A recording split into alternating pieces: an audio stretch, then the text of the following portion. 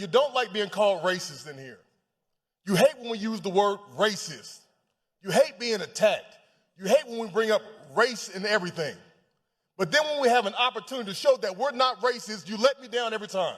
You know, when I was young, grade school, and we were learning about 30s Germany and Hitler and fascism and Nazis and everything for the first time, in my head, everyone knew the truth of what was going on, first of all.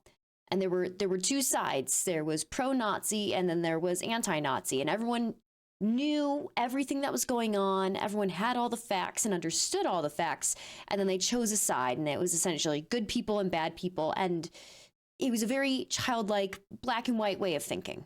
And I never thought that I would ever personally have to live through a country that had fallen to fascism. So I never knew that I would experience it firsthand and understand just how wrong that was. When I was a kid, I didn't realize how much denial there was in 30s Germany. I mean, it's just a year-long class, and you have lots of topics to cover. You can only spend so much time on 30s Germany and the Holocaust, and you spend most of your time talking about the Holocaust itself and not what led up to it, and you don't realize just how much denial, misinformation, accusations slung out against people who were anti-Nazi. You don't realize all of those things when you're learning about it. You don't really realize it until you, unfortunately, have the great misfortune of experiencing it. It turns out there's a lot of people doing Nazi things, or supporting Nazi things, or sympathizing with Nazi things, and then denying that that's what they're doing. Every time. And I sit here and we talk about our families, we talk about our kids, we go on trips together, and then we talk about not funding state, not using our state dollars to go to white supremacy programs, and then we table it. You want to talk about some stuff? Let's talk about how they just took almost $7 million from the College of Charleston because they want to help black kids. Let's talk about it. Let's talk about all the amendments that are in the state budget right now to defund all the black programs that are going across the state. Let's talk about it. Let's talk about AP African American Studies that was banned from this state. Let's talk about it. Let's talk about the attacks that you got going on people who don't look like you. Let's talk about it.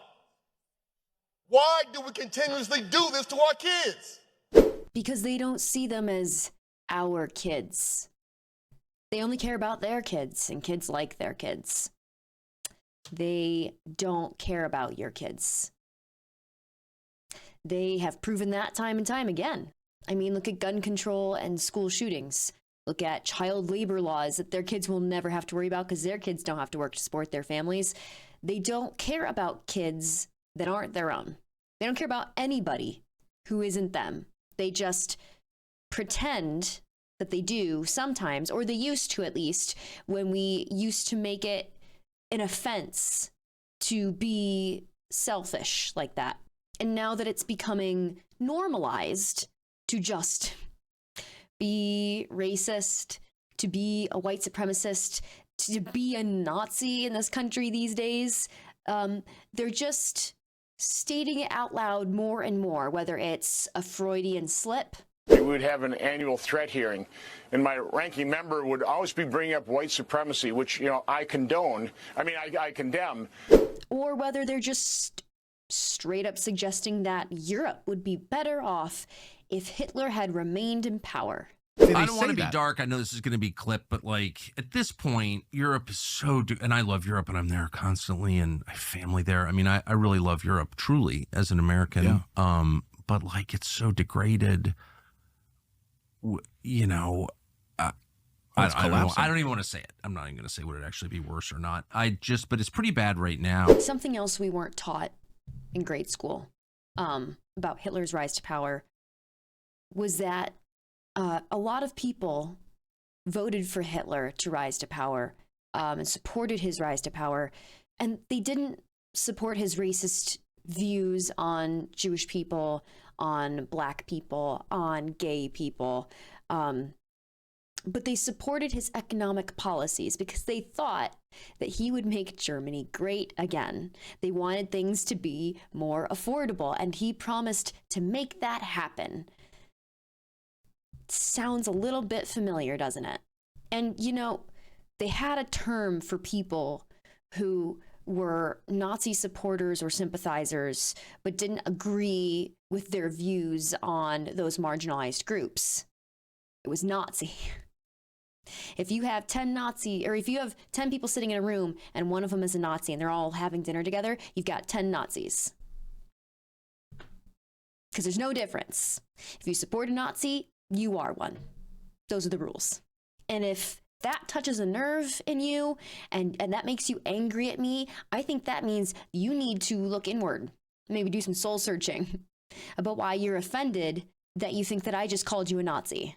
Because we live in a time where the current administration is scrubbing information about anyone who is not just like a straight white man.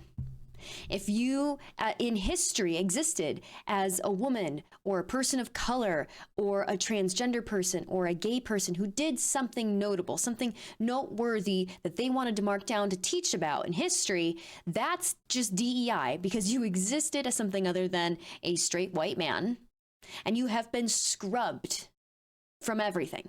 You know who else scrubbed DEI information from everything? You know who else banned and got rid of books and information that's just the facts of history and science?